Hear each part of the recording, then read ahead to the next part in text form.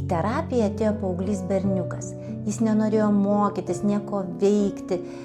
Atrodė, kad jis tarsi atsijungęs nuo gyvenimo. Šeima buvo išsiskyrusi, jis gyveno su mama ir broliu, o tėvas pasirodydavo retai ir kai jam paskambindavo berniukas, jis sakydavo, kad jis nori susitikti tik dėl pinigų, kad neleidžia jo draugė susitikti, kad jis turi įvairių reikalų.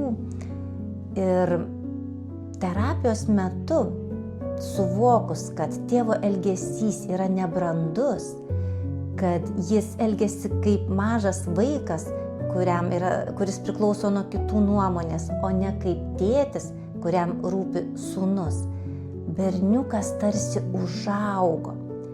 Jis suvokė, kad jis negali laukti ir tikėtis meilės iš tėčio, kuris nemoka ir negali jos duoti.